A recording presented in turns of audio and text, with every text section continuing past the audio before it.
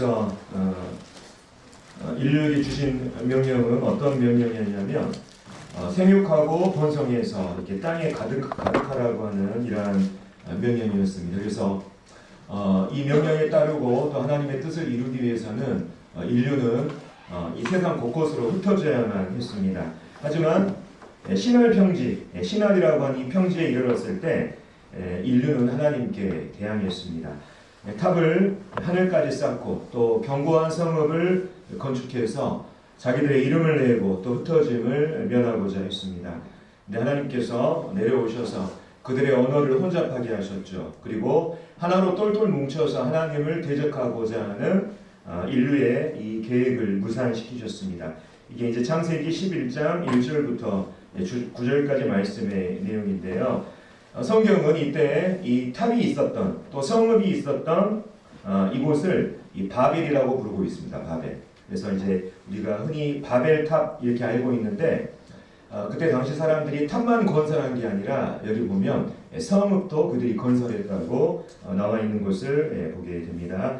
이 바벨이라고 하는 이 단어는 원래 이 혼잡이라고 하는 뜻을 가지고 있습니다. 왜냐하면 하나님께서 그들의 언어를 혼잡하게 하셨기 때문이죠. 근데 이 바벨이 가진 이 단어에 근본적인 의미가 하나 있습니다. 그것은 바로 하나님께 대항하는 인류 문명. 이것을 또 하나님께 대항하는 어떤 인류의 문명, 체제, 시스템을 말할 때 이 바벨이라고 하는 이 단어를 사용하고 있습니다. 특별히 이제 인류가 이 바벨에서 쌓았던 이 탑, 하늘까지 높이 쌓았던 이 탑은 뭘 보여주냐면 바로 하나님의 은혜가 아니라 바로 사람의 행위와 노력의 근거에서 하늘에 닿고자 하는 우리 인류 문명의 종교적인 측면을 이렇게 보여주고 있습니다. 반면에 이들이 바벨에서 쌓았던 이 성읍, 특별히 이제 성경에 보면 이 성과 탑을 쌓았던 재료가 역청을 받은 이런 벽돌이라고 나와 있거든요. 아마 3절 말씀에 아마 그렇게 기록이 되어 있던 것 같습니다. 왜 당시에 일반 벽돌이 아니라 역청을 받은 벽돌을 사용했냐? 그것은 바로 역청을 바르면 물이 스며들지 않는 이러한 효과를 낼 수 있기 때문이죠. 그러니까 과거에 노아의 홍수 때 인류가 물에 의해서 멸망을 당했잖아요. 그렇죠. 근데 하나님께서 무지개를 통해서 다시는 물로 심판하지 않겠다고 분명하게 약속을 하셨는데 인류가 그것을 불신한 거예요. 그래서 혹시나 모를 이러한 재앙에 대비해서 이 벽돌을 역청을 바른 벽돌을 사용했던 것을 보게 됩니다. 이것은 바로 하나님을 믿지 않는 이런 불신의 모습을 보여주고 있습니다. 특별히 그들이 쌓았던 이 바벨 성읍은 바로 인류 문명이 이룩하고자 하는 하나님을 대적하는 종교적이고 상업적인 이러한 측면을 이렇게 보여주고 있습니다.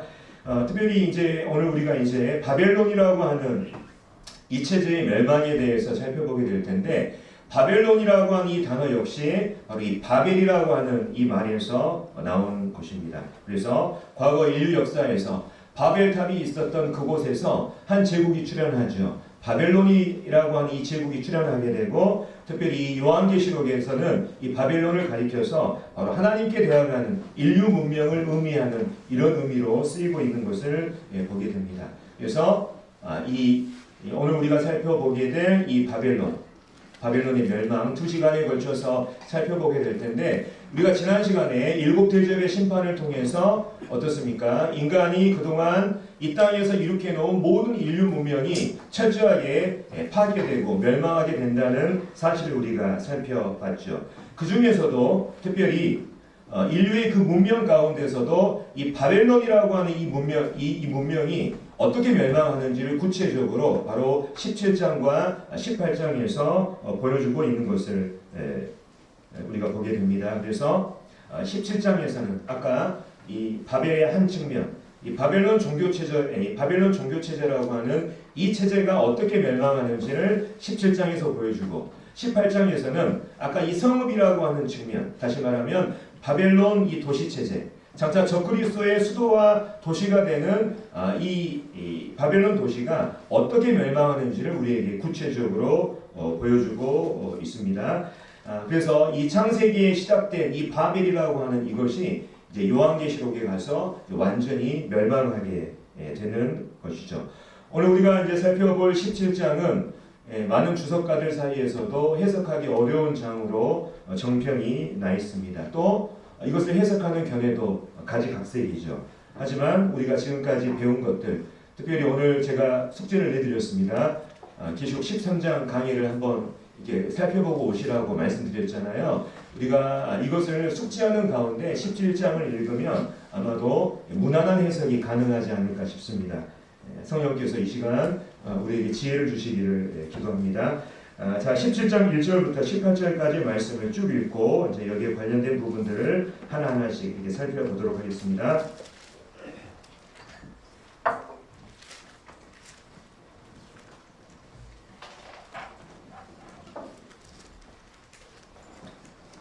또 일곱 대접을 가진 일곱 천사 중 하나가 와서 내게 말하여 이르되 이리로 오라. 많은 무리에 앉은 큰 음녀가 받을 심판을 네게 보이리라. 땅의 임금들도 그와 더불어 음행하였고 땅에 사는 자들도 그 음행의 포도주에 취하였다 하고 곧 성령으로 나를 데리고 광야로 가니라. 내가 보니 여자가 붉은빛 짐승을 탔는데 그 짐승의 몸에 하나님을 모독하는 이름들이 가득하고 일곱 머리와 열 뿔이 있으며 그 여자는 자줏빛과 붉은빛 옷을 입고 금과 보석과 진주로 꾸미고 손에 금잔을 가졌는데 가증한 물건과 그의 음행에 더러운 것들이 가득하더라. 그의 이마에 이름이 기록되었으니 비밀이라 큰 바벨론이라 땅의 음녀들과 가증한 것들의 어미라 하였더라. 또 내가 보매 이 여자가 성도들의 피와 예수의 증인들의 피에 취한지라. 내가 그 여자를 보고 놀랍게 여기고 크게 놀랍게 여기니 천사가 이르되 왜 놀랍게 여기느냐? 내가 여자와 그가 탄 일곱 머리와 열 뿔 가진 짐승의 비밀을 네게 이르리라. 네가 본 짐승은 전에 있었다가 지금은 없으나 장차 무저갱으로부터 올라와 멸망으로 들어갈 자니 땅에 사는 자들로서 창세 이후로 그 이름이 생명책에 기록되지 못한 자들이 이전에 있었다가 지금은 없으나 장차 나올 짐승을 보고 놀랍게 여기리라. 지혜 있는 뜻은 여기 있으니 그 일곱 머리는 여자가 앉은 일곱 산이요 또 일곱 왕이라. 다섯은 망하였고 하나는 있고 다른 하나는 아직 이르지 아니하였으나 이르면 반드시 잠시 동안 머무르리라.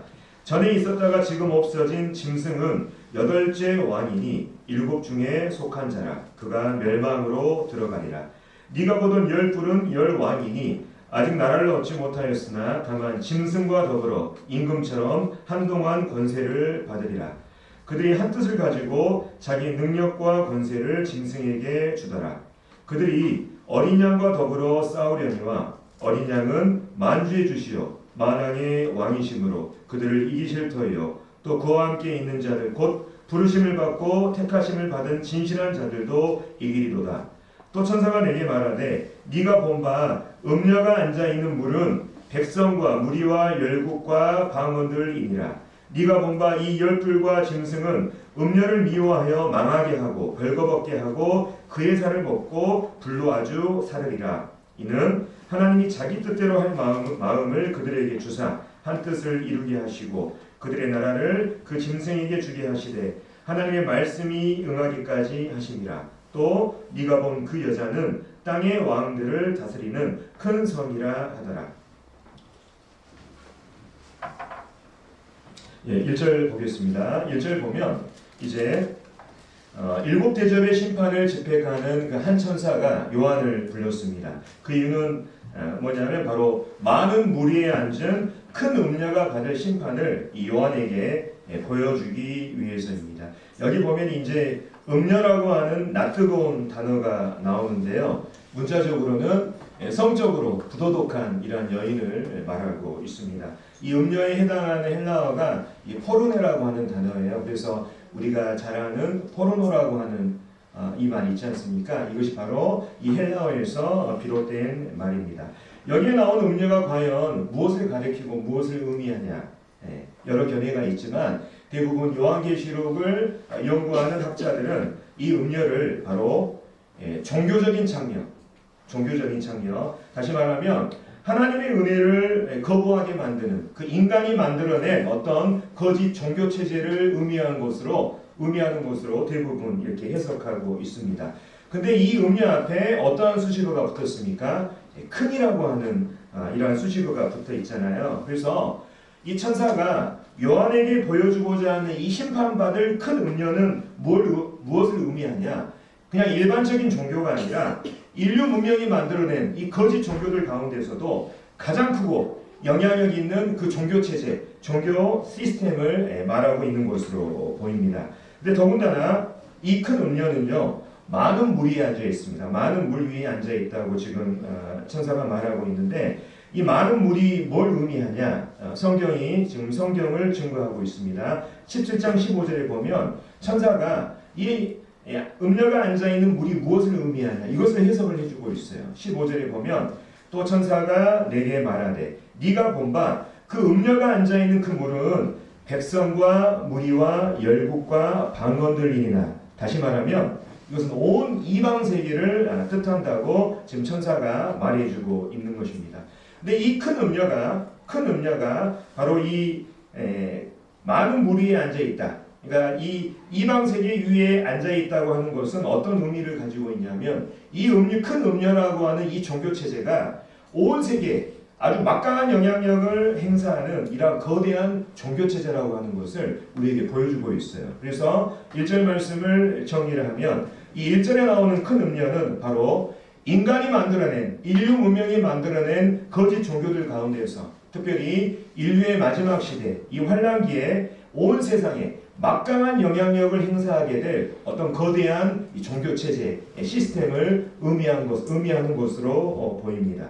특별히 이제 2절에는요, 이 음료 종교 체제가 가진 그 영향력, 그 행사하는 영향력에 대해서 설명하고 있는데, 먼저는 땅의 임금들이 이 음료와 더불어 음행했다고 말하고 있습니다. 다시 말하면 땅의 군주들과 또 지배 세력들이 자기의 정치 권력을 유지하기 위해서 이 종교 체제하고 아주 긴밀하게 연결되어 있다는 것을 우리에게 말해주고 있고요. 또 뿐만 아니라 땅에 사는 자들도 이 음료의 이 음행의 포도주에 취했다고 이렇게 말하고 있습니다. 어떤 뜻이냐면 땅에 있는 많은 사람들 역시 이 종교 체제가 이렇게 행하는 약한 영향력으로 인해서 정말 마치 포도주에 취한 것처럼 모든 이 세상의 사람들이 타락하게 된다고 하는 이 큰 음료 체제의 영향력을 우리에게 잘 보여주고 있죠. 특별히 이제 3절로 넘어가면요, 이제 이 음료와 또 음료가 탄 이 짐승에 대해서 소개하는 장면이 나오는데 이 부분 한번 살펴보겠습니다. 17장 3절을 먼저 읽을게요. 곧 성령으로 나를 데리고 광야로 가니라. 내가 보니 여자가 붉은빛 짐승을 탔는데 이 짐승의 몸에 하나님을 모독하는 이름들이 가득하고 7머리와 10뿔이 있으며,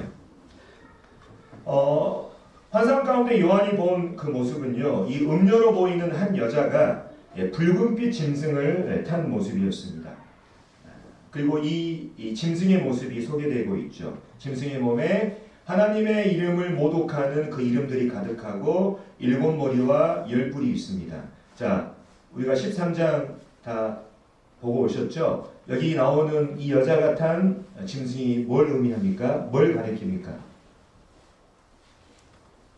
13장 보고 안 오셨어요? 한번 우리 이거 다 배웠는데, 자, 다시 제가 13장 1절 떠올리겠습니다. 자, 내가 보니 바다에서 한 짐승이 나오는데 뿔이 10이요 머리가 7이라. 그 뿔에는 10왕관이 있고 그 머리들에는 신성 모독하는 이름들이 있더라. 자, 바다에서 올라오는 한 짐승 누굽니까? 그렇죠, 적그리스도죠. 바로 여기 나오는 여자 같은 이 붉은빛 짐승은 바로 13장 1절에서 우리가 이미 살펴보고 공부했던 것처럼 이 적그리스도를 말하고 있어요. 이 여자가 이 큰 음료, 이 종교 체제가 이 적그리스도를 타고 있다고 하는 것은 어떤 의미를 가지고 있습니까? 이 음료 종교 체제가 적그리스도의 지원을 받거나 적그리스도 위에 군림하는 종교 체제든지 아니면 이 적그리스도와 아주 긴밀하게 연결되어 있는 어떤 이 종교 체제라는 것을 우리에게 보여주고 있습니다. 그리고 특별히 이제 이 짐승에 이어서 음료의 모습이 소개되고 있습니다. 4절에 보면 그 여자는 자줏빛과 붉은빛 옷을 입고 금과 보석과 진주로 꾸미고 손에 금잔을 가졌는데 가증한 물건과 그의 음행에 더러운 것들이 가득하더라. 이 종교 체제를 설명할 때 이 종교 체제가 이 종교 체제의 어떤 이러한 모습들을 소개하는데 이 여자, 이 음녀는 아주 화려한 옷차림을 지니고 있었고 또 부유한 장신구를 가지고 있었습니다. 뿐만 아니라 이 여자의 손에는 아주 이 여인의 방탕함을 보여주는 금잔을 가지고 있었어요.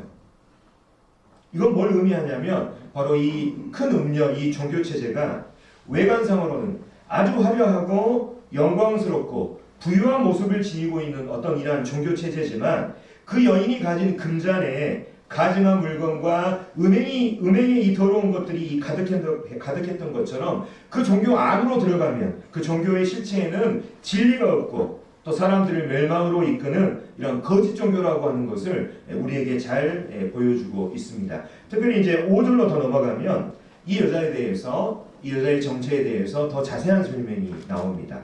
그의 이마에 이름이 기록되었으니 비밀이라 큰 바벨론이라 땅의 음녀들과 가증한 것들의 어미라. 우리가 요한계시록을 보면 이마에 이름이 기록되었다는 이런 표현을 우리가 자주 이렇게 보게 됩니다. 예를 들면은 14만 4천, 그렇죠? 그 다음에 짐승 적그리스도의 이 수와 관련된 이름이 기록되어 있는 이런 부분들 우리가 요한계시록 공부하면서 다 우리가 살펴봤잖아요. 이마에 이름이 기록되어 있다고 하는 것은 그 사람의 정체, 그 사람이 속한 이러한 신원들을 정확히 우리에게 보여줘요. 예를 들면 14만 4천을 예로 들어보겠습니다. 14만 4천의 이마에 뭐가 기록되어 있습니까? 하나님의 이름과 어린 양 예수 그리스도의 이름이 기록됐다고 요한계시록 7장 그리고 14장에 이렇게 나와 있지 않습니까? 그들의 이마에 하나님의 이름과 어린 양 예수 그리스도의 이름이 기록됐다는 것은 그들이 하나님과 어린 양 예수 그리스도에 속한 사람들, 하나님과 어린 양 예수 그리스도를 따르는 사람들이라는 것을 보여주는 거예요. 정체, 그 신원을 보여주고 있습니다. 반면에 적그리스도의 숭배자들이 그의 이마나 손에 적그리스도의 이름과 관련된 숫자가 기록되어 있습니다. 그건 뭘 의미합니까? 바로 그 사람들이 적그리스도에 속해 있거나 적그리스도를 따르는 이러한 사람들이라는 걸 우리에게 보여주고 있죠. 이 여자의 이마에 기록되어 있는 이 비밀스러운 이름, 여기서 큰 바벨론, 땅의 음녀들과 가증한 것들의 어미라고 이렇게 기록이 되어 있는데요. 바로 이 종교체제가 어떤 걸 의미하는지, 무엇을 의미하는지를 이 종교체제의 정체를 우리에게 잘 보여주고 있습니다. 다시 말해서 이 음녀는 일반적인 음녀가 아니에요. 과거 큰 바벨론이라고 했잖아요. 과거 바벨탑과 같은 정신, 바벨탑이 어떤 정신을 가지고 있습니까? 우리 인간의 노력과 선한 행위로 하늘에 오르고자 하는 것이 이 바벨탑의 정신이잖아요. 이 큰 바벨론이라고 하는 것은 이 땅의 모든 종교체제들 가운데서 가장 큰 종교체제, 바로 사람의 행위와 노력을 통해서 하늘에 이루고자 하는 이 종교들 가운데서 가장 큰 종교라고 하는 거예요. 뿐만 아니라 땅의 음녀들과 가증한 것들의 어미라고 얘기하고 있습니다. 다시 말하면 이 땅에 그 무수한 거짓 종교들이 이 음녀 종교체제에 가증한 이 본을 따르게 되는 이러한 종교체제라고 하는 것을 이 음녀의 이마에 있는 이 이름에서 우리는 알 수가 있게 되죠. 또 특별히 요한은 이 여자가 그냥 이 자네들은 술에 취해 있는 모습이 아니라 성도들의 피, 그러니까 사람들의 피에 취해 있는 것을 이렇게 기록하고 있는 것을 보게 됩니다. 이것은 뭐냐면 과거 인류 역사 가운데 무수한 거짓 종교들이 하나님을 믿는 사람들을 박해하고 그들을 죽였지 않습니까? 마찬가지로 이 거짓 종교 체제 역시 환란기에 하나님의 참된 종들을 수없이 박해하고 죽이는데 열을 올리는 이러한 종교 체제라는 것을 우리에게 보여주고 있습니다. 그래서 지금까지 우리가 이 음녀와 관련된 내용을 정리하면 이렇습니다. 자, 이 세 가지를 앞에 이제 정리를 해놨는데요. 첫 번째, 이 큰 음녀 종교 체제는 세상의 정치 권력과 아주 긴밀하게 연결되어 있고 아주 막강한 영향력을 행사하는 종교 체제입니다. 두 번째, 외관상으로는 정말 화려하고 부유하지만 그 실체는 진리가 없는 이러한 종교 체제입니다. 세 번째, 바벨의 정신에 기초한 종교 체제입니다. 다시 말하면 인간의 행위와 노력에 근거한 이러한 종교들, 그 가운데 큰 바벨론이라고 했잖아요. 그 종교들 중에서도 이 땅의 이러한 종교들 중에서도 가장 큰 종교 체제를 말하는 것으로 보입니다. 제가 생각해 봤을 때 이 큰 음료 종교 체제의 특징에 가장 부합하고 가능성이 높은 이런 종교 체제를 하나 찾으라고 한다면 저는 지금으로서는 로마 카톨릭이라고 저는 생각을 해보게 됩니다. 특별히 이제 이 카톨릭의 기원이 고대 바벨론으로부터 시작됐다고 하는 이 부분에 대해서는 성경을 연구하는 모든 학자들이 여기에 다 동의를 하고 있습니다. 또 카톨릭의 정신은 뭡니까? 바벨탑의 정신과 똑같아요. 카톨릭은 사람의 행위 구원을 강조하지 않습니까? 사람의 행위와 노력을 통해서 구원받을 수 있다고 가르치는 그 종교가 바로 이 카톨릭이지 않습니까? 뿐만 아니라 이 땅의 인류 역사 가운데 인류의 정치, 종교, 경제에 가장 많은 영향력을 끼친 이 종교 체제가 바로 이 로마 카톨릭이라고 하는 이 종교 체제예요. 그래서 지금 상황에서 봤을 때 아마도 이 큰 음료에 해당하는 이 종교 체제가 바로 로마 카톨릭이 될 가능성이 아주 크다고 저는 생각합니다. 단정할 수는 없겠지만 특별히 현재 이 카톨릭의 교황을 중심으로 세계 종교를 하나로 통합하자고 하는 이러한 움직임이 보이고 있어요. 그래서 예상을 해보자면 아마 이 환란기 초기에 아마 이 로마 카톨릭이 주도하는 이 단일 종교 이 체제가 온 세상에 아주 큰 강력한 영향력을 미치게 될 것이라고 하는 이런 가능성을 조심스럽게 생각해 봅니다. 단정할 수는 없지만 이런 부분들을 쭉 이렇게 우리가 연구하면 아마 이 카톨릭이라고 하는 이런 부분으로 이렇게 의견들이 모아지는 것 같아요. 특별히 이제 그 요한이 술에 취해 있는 여자의 모습이 아니라 사람들이 취해 있는 여자의 모습을 보고 아주 놀라고 정말 이렇게 기겁하잖아요. 그러자 이 천사가 이제 이 여자 같은 일곱 머리와 열뿔을 가진 이 짐승에 대해서 이제 자세히 소개해주는 이 장면이 이 다음부터 이렇게 나옵니다. 자, 여기 나와 있는 이 말씀들은 이제 13장 말씀과 굉장히 연관이 있어요. 그래서 13장의 내용들이 잘 정리되신 분들은 아마 이 말씀들이 잘 이해되실 거라는 이런 생각을 해보게 됩니다. 자, 제가 읽겠습니다. 천사가 이제 먼저 이 짐승에 대해서 소개하죠. 네가 본 짐승은, 우리는 이미 이 짐승이 적그리스도라는 거 다 알고 있어요. 네가 본 짐승은 전에 있었다가 지금은 없으나 장차 무적에로부터 올라와 멸망으로 들어갈 자니 땅에 사는 자들로서 창세 이후로 그 이름이 생명책에 기록되지 못한 자들이 이전에 있었다가 지금은 없으나 장차 나올 짐승을 보고 놀랍게 여기리라. 자, 우리가 이미 알고 있는 바는 이 짐승이 적그리스도를 가리킨다고 하는 것을 이미 알고 있고, 우리가 13장을 우리가 강의하면서 이 부분을 살펴봤습니다. 이 적그리스도가 어떻게 이 세상의 무대에 이렇게 급부상하는지, 사람들의 인기를 얻고 세상을 다스리는 이러한 권력들을 얻게 되는 이 부분에 대해서 우리가 13장 3절부터 8절까지 말씀을 우리가 살펴봤어요. 여기에 대한 기억을 떠올리자면 13장 3절부터 8절까지에는 이런 말씀들이 기록되어 있습니다. 적그리스도에 대해서 설명하면서 그의 머리 하나가 상하여 죽게 된 것 같더니 그 죽게 되었던 상처가 나음에 온 땅이 놀랍게 여겨 짐승을 따르고, 그리고 그 이후에 어린 양의 생명책에 창세 이후로 이름이 기록되지 못하고 이 땅에 사는 자들은 다 그 짐승에게 경배하리라.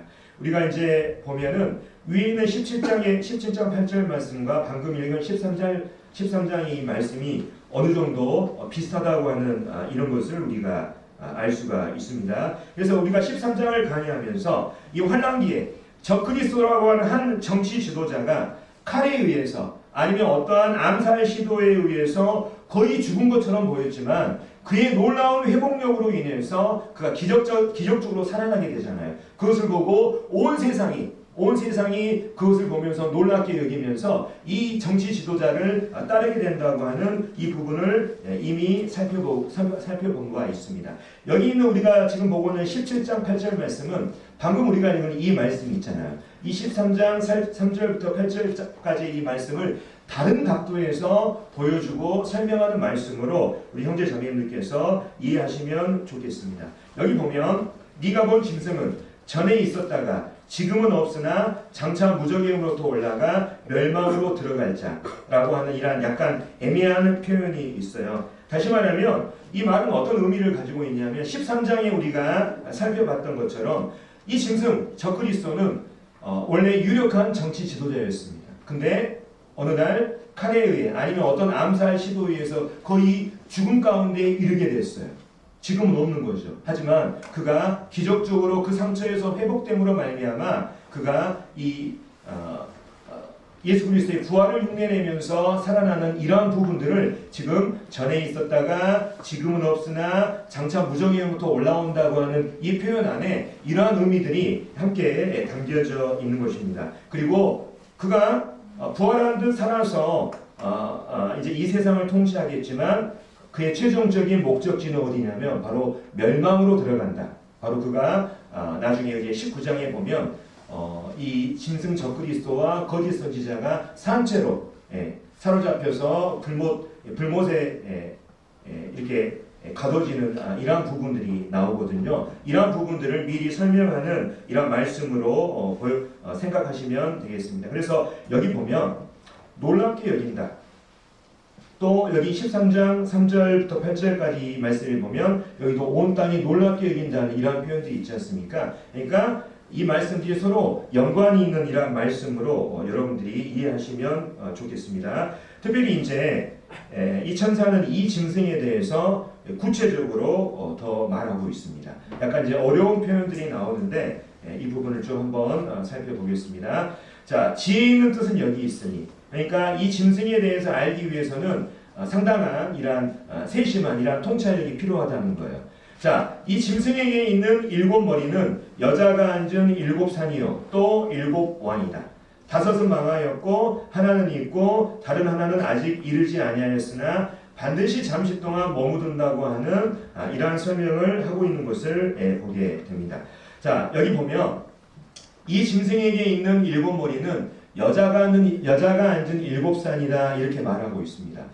특별히 이제 여기 여자가 앉은 7산이라고 하는 이러한 의미에 비추어서 많은 이 요한계시록을 연구하는 분들이 여자가 앉은 7산을 로마라고 해석을 합니다. 왜냐하면 이 로마라고 하는 도시가 7언덕이라고 하는 이 기초에 세워진 도시였기 때문이에요. 그래서 사람들이 이 요한계시록을 연구하는 많은 분들이 여자가 앉은 7산을 로마라고 해석하면서 바로 이 적그리스도가 로마 제국에서 나오고 그리고 이 음료 종교 체제가 이 로마와 상당한 연관이 있는 이러한 종교 체제가 될 것이라 이렇게 생각하는 분들이 굉장히 많습니다. 아주 유력한 해석이에요. 일리 있는 해석입니다. 근데 저는 좀 더 적절한 해석을 저는 이렇게 소개해 드리고 싶습니다. 앞에 보면 우리가 이런 말이 있습니다. 음녀가 많은 물 위에 앉아 있다고 이렇게 얘기했지 않습니까?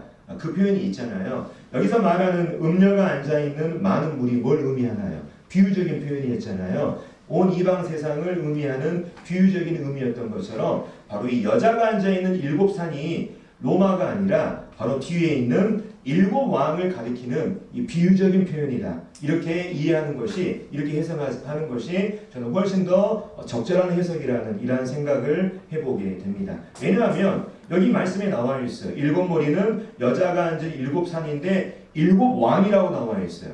7왕. 아니면 어떤 나라. 어떤 나라라고 나와 있고, 특별히 구약 성경에 보면 산이라고 하는 이러한 의미가 그냥 보통이 이렇게 어떤 언덕이나 문자적인 산을 의미할 수도 있지만 비유적으로 어떠한 왕이나 나라들을 가리킬 때 이 산이라고 하는 단어가 구약 성경에서 종종 이렇게 사용되고 있는 것을 보게 될 때 여기 나와 있는 일곱 머리는 로마를 해석하기보다는 바로 뒤에 있는 일곱 왕을 이렇게 비춰주는 어떤 비유적인 표현이라는 이러한 해석이 훨씬 더 적절한 해석이라고 하는 적절한 해석이라는 이러한 생각을 해보게 됩니다. 특히 우리는 이제 우리가 13장을 우리가 공부하면서 그 짐승에 바다에서 나오는 그 짐승에게 있는 일곱 머리와 열 뿔이 무엇을 의미하는지 이미 다 우리가 살펴봤습니다. 바로 그 짐승에게 있는 일곱 머리는 바로 인류 역사 가운데 하나님을 대적하고 그리고 그분의 백성들을 핍박했던 이 세계 제국들의 모습을 이러한 계보를 우리에게 보여준다고 하는 이런 부분들을 살펴봤습니다. 그 일곱 왕, 일곱 나라, 일곱 제국, 예를 들면 순서적으로 얘기를 하면 바로 바로라고 하는 왕으로 대표되는 이집트, 산헤립으로 대표되는 아시리아, 그리고 느부갓네살 왕으로 대표되는 바벨론, 그 다음에 고레스로 대표되는 페르시아, 그 다음에 알렉산더 대왕으로 대표되는 그리스, 그리고 카이사르, 시저로 대표되는 로마, 그리고 아직은 이르지 않았지만 장차 이 환란기에 온 세상을 통치하게 될 적그리스도와 그 적그리스도의 이 제국, 이게 바로 여기 나오는 일곱 왕의 의미라고, 일곱 머리의 의미라고 하는 것을 우리가 살펴본 바 있지요. 그래서 이 짐승에게 일곱 머리가 있다는 것은 뭐냐면 바로 이 적그리스도의 제국이 적그리스도와 그의 제국이 하나님을 대적하고 그분의 백성들을 박해했던 이러한 세계 제국들의 계보를 따를 뿐만 아니라 이러한 제국들의 최종적인 결정체가 바로 이 적그리스도와 그의 제국이라는 것을 우리에게 말해주고 있습니다. 뿐만 아니라 우리가 강의 두 번째 시간 이 느부갓네살 왕의 꿈을 통한 하나님의 이 세상 경영 계획을 우리가 살펴봤을 때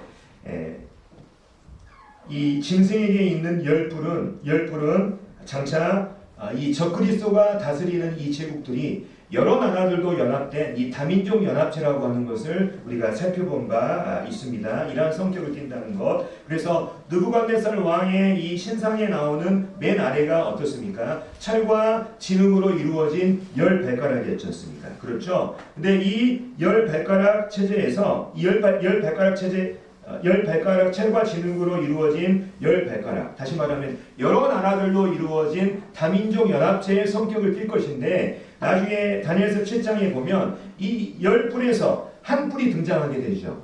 이 뿔이 바로 이 적그리스도라고 하는 이런 부분들도 이미 살펴봤습니다. 그래서 이제 우리가 이 부분들을 정리를 하면 이 짐승에 있는 일곱 머리는 바로 적그리스도와 그의 제국이 인류 역사에서 하나님을 대적하고 그분의 백성들을 핍박했던 세계 제국들의 계보를 따름과 동시에 그 제국들의 마지막 최종적인 결정체라고 하는 것을 우리에게 보여주고 또 이 짐승에게 있는 열 뿔은 바로 이 적그리스도와 그의 제국이 다민족 연합체의 성격을 띈다고 하는 것을 우리에게 보여주고 있습니다. 그래서 이러한 부분들을 우리가 잘 숙지하면 이제 이후에 있는 말씀들을 우리가 잘 이해할 수가 있죠. 여기 보면 이제 이 다음 말씀 보겠습니다. 지혜 있는 뜻은 여기 있으니 그 일곱 머리, 짐승에 있는 일곱 머리는 여자가 앉은 일곱 산이요 일곱 왕인데 어떤 표현이냐면 다섯은 망하였고 하나는 있고 다른 하나는 아직 이르지 아니하였으나 반드시 잠시 동안 머무르리라. 제가 여기 일곱 왕을 아까 말씀드린 이 일곱 제국이라고 말씀을 드렸습니다. 다섯은 망했다고 다섯은 망했다고 나와 있죠.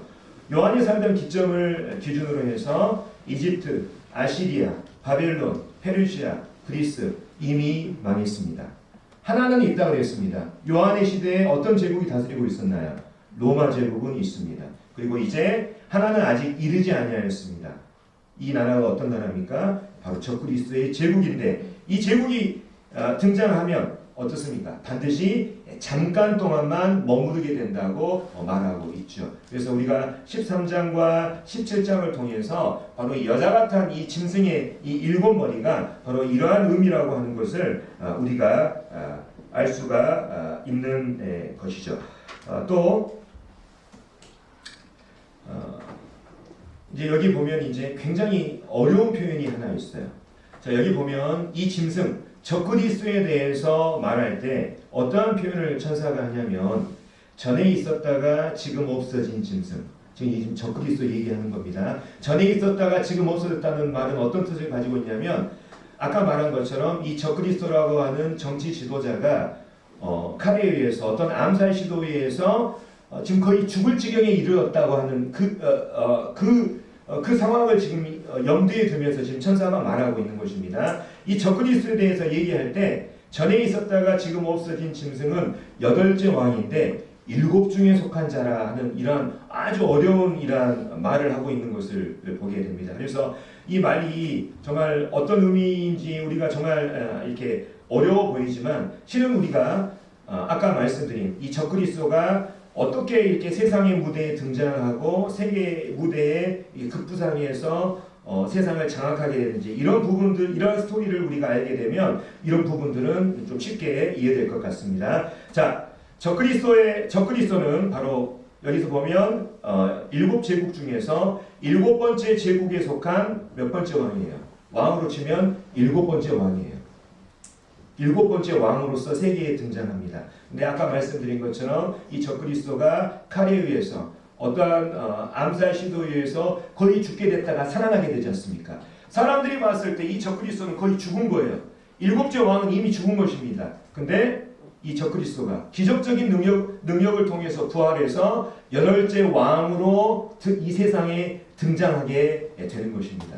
그러니까 여기 8째 왕인이 7 중에 속한 자라고 하는 것은 뭐냐면 바로 적그리스도가 이러한 제국의 이러한 계보를 따르는 이러한 왕들의 마지막 나라에 속한 왕이지만 그가 나중에 이러한 죽게 되었다가 기적적으로 살아나게 되는 이런 부분과 연관시켜서 그가 이제 세계 무대에 이렇게 기적적으로 등장하게 됨으로써 세상을 통치하는 이 왕으로 등장하는 이런 부분들을 우리에게 잘 보여주고 있습니다. 하지만 여기 나와 있는 것처럼 계속해서 이 표현이 나옵니다. 그가 멸망으로 들어간다. 이 적그리스도의 최후는 멸망이라고 하는 것을 성경이 계속해서 반복적으로 우리에게 보여주고 있는 것을 우리가 보여주죠. 뿐만 아니라 이제 열불에 대해서도 이제 설명합니다. 네가 보던 열불은 열왕이니. 아까 말씀드린 것처럼 어떻습니까? 장차 적그리스도의 이 체제가 다민족 연합체의 성격을 띈다고 말씀드렸지 않습니까? 아직 나라를 얻지 못하였으나 다만 짐승과 더불어 임금처럼 한동안 권세를 받으리라. 이 열왕 이 지도자들은 환란기 초기에 아주 힘이 미약한 것으로 보입니다. 하지만 이 적그리스도를 등에 업고 나중에 적그리스도와 함께 온 세상을 지배하는 이러한 권세를 얻게 될 것이라는 이러한 얘기를 지금 성경이 하고 있고요. 근데 나중에 어떻게 하냐? 그들이 한 뜻을 가지고 자기의 능력과 권세를 짐승에게 주더라. 자기에 있는 모든 권세를 바로 이 짐승 적그리스도에게 줌으로 말미암아 이제 적그리스도가 온 세상을 지배하는 강력한 군주로 이 땅을 통치하게 되는 것이죠. 이 환란기의 말이죠. 더 자세히 얘기하면 후반부 3년 반이 아마 이러한 시간이 될 것입니다. 그리고 나중에 여기 보면 그들이 어린 양과 더불어 싸우려니와 이것은 우리가 전 시간에 살펴봤던 아마겟돈 전쟁을 염두에 둔 것으로 보여집니다. 그들이 어린 양과 더불어 싸우려니와 어린 양은 만주의 주시요 만왕의 왕이심으로 그들을 이기실 터이요 또 그와 함께 있는 자들 곧 부르심을 받고 택하심을 받은 진실한 자들도 이기리로다. 우리가 전 시간에 봤을 때 바로 이제 사탄이 하나님과의 이러한 전쟁을 위해서 온 인류의 군대를 아마겟돈으로 모으죠. 그때 이제 그리스도께서 재림하시는데 그분 혼자 재림하시는 게 아니에요. 누구랑 함께 재림하십니까?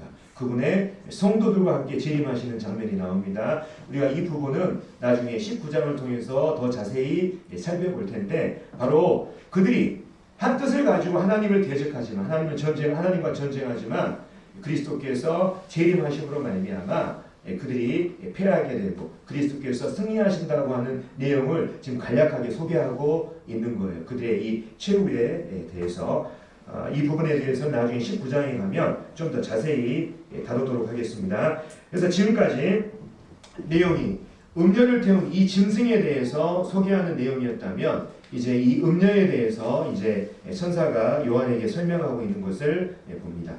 읽겠습니다. 또 천사가 내게 말하되 네가 본 바 음녀가 앉아 있는 물은 백성과 무리와 열국과 방언들이니라. 네가 본 바 이 열불과 짐승은 음녀를 미워하여 망하게 하고 벌거벗게 하고 그의 살을 먹고 불로 아주 사른다고 성경은 나와 있습니다. 성경이 이렇게 말하고 있죠. 자, 아까 말씀드린 것처럼 이 거대한 음녀 종교 체제는 환란기에 이 적그리스도라고 하는 이 강력한 정치 세력을 등에 잇고 온 이방 세계에 막강한 영향력을 행사하게 될 것으로 보입니다. 그래서 아까 말씀드린 것처럼 지금으로서는 아마 로마 카톨릭이 될 가능성이 높은데 단정할 수는 없고 또 이제 우리가 이건 앞으로 될 일이기 때문에 짐작만 할 수 있을 뿐이죠. 근데 중요한 건 뭐냐면 이 음료 종교 체제가 아주 막강한 이런 권력을 영향력을 행사했는데 여기 16절에 보면 네가 본 바 이 열불과 짐승은 음료를 미워하여 망하게 하고 벌거벗게 하고 그의 살을 먹고 불로 아주 살이라. 그러니까 아까는 우리가 어땠습니까? 이 음료와 적그리스도가 아주 긴밀하게 연합되어 있는 이 부분을 우리가 살펴봤잖아요. 근데 여기에서 어떻게 말하고 있냐면 느닷없이 이 열불과 짐승, 적그리스도와 그 열불 지도자가 이 음료 종교 체제를 미워해서 완전히 이것을 망하게 한다고 이렇게 성경은 말하고 있죠. 그래서 우리가 온 세상을 주무르고 영향력을 행사하는 이 거대한 음료 종교 체제가 어느 날 이 적그리스도와 그와 함께하는 지도자들에 의해서 완전히 멸망당하게 될 때 우리는 어떤 것들을 예상할 수가 있을까요? 바로 온 세상에 적그리스도를 숭배하는 단일 종교 체제가 이때부터 확립되게 된다고 하는 것을 우리가 예상해 볼 수가 있는 거예요. 그 전까지만 해도 이 거대 음료 종교 체제가 온 세상에 영향력을 행사했지만 적그리스도와 이 지도자들이 이 종교 체제를 완전히 망하게 함으로써 이제 우리가 잘 아는 것처럼 이 환란기에 적그리스도를 숭배하는 단일 종교 체제가 드디어 이때 이루어진다고 우리가 예상할 수가 있습니다. 그래서 이런 부분들을 전체적으로 우리가 예상을 해보자면 지금 우리가 이 환란기에 대한 부분들을 우리가 지금 다루고 있습니다. 환란기 초기에는 아까 말씀드린 것처럼 이 음녀가 짐승 위에 앉아 있는 것처럼 이 큰 음녀로 불리는 어떤 그 종교 체제가 적그리스도의 든든한 지원을 등에 업고 온 세상에 막강한 영향력을 행사하게 될 것입니다. 아마 적그리스도도 이때는 자기의 정치적인 힘이 미약하기 때문에 바로 이 음녀 종교 체제와 긴밀한 이러한 관계를 아마 유지하게 될 것이라 이런 생각을 해봅니다. 하지만 환란기 중반이 되면 우리가 아까 살펴봤던 것처럼 적그리스도가 기적적으로 살아나게 되는 이 일로 말미암아 그가 온 세상의 주목을 받게 되죠. 뿐만 아니라 계시록 11장에 보면 사람들이 그토록 경멸했던 그 두 증인이 누구에 의해서 죽임을 당합니까? 이 적그리스도의 죽임을 당하잖아요. 이 땅의 불신자들이 그토록 싫어하고 경멸했던 두 증인을 이 기적적으로 부활한 적그리스도가 죽이는 모습을 보고 사람들이 너무나 즐거워해서 서로 선물을 돌리고 즐거워하는 이것을 우리가 계시록 11장을 통해서 살펴봤습니다. 그래서 기적적으로 살아나는 이러한 일, 또 사람들이 그토록 싫어하던 이 두 증인을 죽이는 이 일로 말미암아 바로 세상의 주목을 받고 적그리스도가 온 세상의 이 정치적인 지도자로 급부상하게 될 것입니다. 그리고 이때부터 그가 가지고 있는 이 정치 권력 체계를 강화하기 위해서 바로 이 온 세상을 주무르는 이 큰 음료 종교 체제를 완전히 망하게 하고 대신에 자기를 숭배하는 세계 단일 종교 체제를 그가 갖추게 될 것입니다. 이때 적그리스도 옆에 누가 돕습니까? 거짓 선지자가 그를 돕지 않습니까? 그래서 짐승의 표를 통해서 세상의 경제 활동을 통제하고 또 짐승의 이 우상에게 경배하는 것을 강요함으로써 바로 이 적그리스도를 숭배하는 세계 단일 종교 체제를 이제 강화하게 될 것이죠. 그래서 우리가 창세기 우리가 아까 이 바벨탑을 살펴봤습니다. 바벨탑을 사람들이 세운 목적은 뭐냐면 바로 하나님을 대적하는 단일 통치자, 단일 언어, 또 단일 종교, 단일 경제를 갖춘 하나의 이러한 세계 정부를 수립해서 하나님을 대적하고자 하는 거였거든요. 근데 이 바벨탑이 그토록 이 바벨의 정신이 그토록 열망했던 그것이 바로 환란기 마지막에 적그리스도가 지배하는 이 세상을 통해서 잠시 동안 이 땅에 실현이 되는 것이죠. 그래서 이 부분을 이제 정리하면 환란기 초반에 이 바벨론 음녀 이 종교 체제는 적그리스도의 이러한 지원을 등에 업고 온 세상에 막강한 영향력을 행사하게 될 것입니다. 하지만 우리가 아까 살펴봤던 것처럼 짐승과 열불이 이 음녀를 망하게 하잖아요. 그런 것처럼 바로 적그리스도와 그를 따르는 이러한 세력들이 이 종교 체제를 멸망시키고 대신에 적그리스도를 숭배하는 이 단일 종교 체제가 이 세상에 잠시 동안 실현된다고 하는 이런 부분들을 우리가 생각해 볼 수가 있습니다. 자, 이제 우리가 마지막 구절로 왔습니다. 자, 여기 마지막 구절에 앞서 17절에 보면 이는, 자, 이제 음녀 체제를 망하게 하는 이겁니다. 이는 하나님이 자기 뜻대로 할 마음을 그들에게 주사. 여기서 그들은 적그리스도와 함께 그 연합되어 있는 이 지도자들을 말하는 거예요. 열불 그들에게 주사 한 뜻을 이루게 하시고 그들의 나라를 그 짐승에게 주게 하시되 하나님의 말씀이 응하게까지 하시니라. 여기서 보면 이 천사는 이 모든 것이 바로 하나님께서 그분의 말씀을 이루기 위해서 바로 적그리스도와 그와 연합한 지도자들이 한 뜻으로 이 음녀를 파멸할 그 마음을 주시고 자신들의 그 나라를 적그리스도에게 넘기는 이러한 마음을 그 하나님께서 주셨다고 지금 말하고 있습니다. 아마도 그들은 이것이 아마 자신들의 뜻을 이룬 것이라고 생각했겠죠. 하지만 이 모든 것들은 하나님의 목적을 이루는 도구에 불과한 것이라고 이 천사가 요한에게 설명해 주고 있습니다. 그리고 마지막으로 이 천사는 요한에게 이 여자의 또 다른 이름에 대해서 말하고 있어요. 또 네가 본 그 여자는 그 음녀 바벨론은 땅의 왕들을 다스리는 큰 성이라 하더라. 이렇게 말하고 있습니다. 자, 앞서 제가 바벨에 대해서 얘기했습니다. 인류가 바벨에서 쌓았던 그 탑과 성읍에 대해서 얘기했어요. 그 탑은 인류 문명의 종교적인 측면을 말하고 있고 인류가 이 바벨에서 일으켰던 그 성읍은 인류 문명, 하나님을 대적하는 인류 문명의 상업적이고 도시적인 측면을 이렇게 보여준다고 말하고 있습니다. 여기 보면 이 바벨론 이 음녀 그 여자는 땅의 왕들을 다스리는 큰 성이라고 말하고 있습니다. 다시 말하면 우리가 방금 이 17장에서 이 바벨론이라고 하는 이것이 종교적인 측면을 가지고 있지만 또 다른 도시적인 측면, 상업적인 측면, 하나님을 대적하는 도시적이고 상업적인 측면을 가지고 있다고 하는 것을 지금 말해주고 있어요. 특별히 이 구절은 17장과 18장을 연결해주는 이러한 구절로 우리 성도님들께서 이해하시면 좋겠습니다. 18장에는 어떤 내용이 나오냐면 바로 환란기에 적그리스도의 수도로서 온 세상을 지배하는 그 도시 바벨론이 어떻게 멸망하게 되는지 그 부분에 대해서 구체적으로 다루고 있습니다. 자, 이제 말씀을 정리하겠습니다. 오늘 이제 시간이 좀 많이 지났네요. 자, 이 세상의 모든 종교들은 바벨의 뿌리를 두고 있습니다. 바벨의 정신이 뭡니까? 인간의 수고와 노력과 행위를 통해서 하늘에 닿고자 하는 것이 이 바벨의 정신이에요. 이 바벨의 정신에 이 땅의 모든 종교들이 기초하고 있습니다. 그래서 이러한 종교들의 외적인 모습은 어떻습니까? 화려하고 외관성으로 화려하고 뭔가 있어 보입니다. 하지만 정말 그 안으로 들어가면 아까 그 음녀가 가졌던 이 금잔에 있었던 것처럼 정말 그 안에 생명이 없고 진리가 없는 것이 바로 이 땅에 이 바벨의 정신을 추구하는 모든 종교들이 가진 이 특징 중에 하나가 바로 그러한 모습입니다.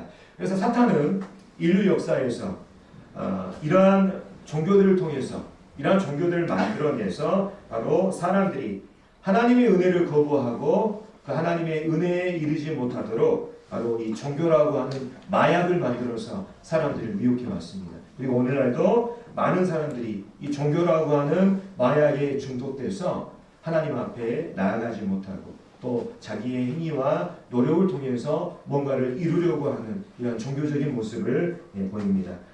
특별히 이제 이 사탄이 만들어낸 이 종교라는 마약의 치료제는 뭡니까? 바로 예수 그리스도의 복음이에요.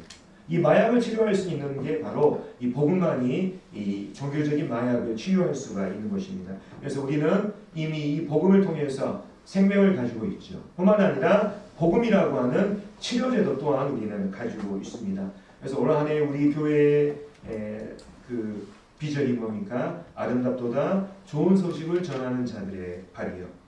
이런 말씀처럼 정말 우리가 이 복음이라고 하는 이러한 치료제를 들고 우리 주변에 그 생명이 없는 불신자들뿐만 아니라 생명이 없는 이 종교인들을 향해서도 이 복음을 들고 나아가는 것이 하나님의 뜻이고 또 우리가 이 마지막 시대에 우리가 해야 될 일이 아닌가 싶습니다. 그리고 우리들의 삶이 이러한 삶이 되기를 소망합니다. 그래서 오늘 이 종교적인 바벨론의 멸망에 대해서 우리가 살펴봤는데요. 다음 시간에는 18장은 이 도시적인 측면의 이 바벨론의 멸망을 살펴보도록 하겠습니다. 17장과 18장은 상당히 좀 어려운 부분입니다. 아까 말씀드린 것처럼 이 주석을 쓰고 여기 연구하는 분들도 견해가 각각 다른 부분이 있습니다.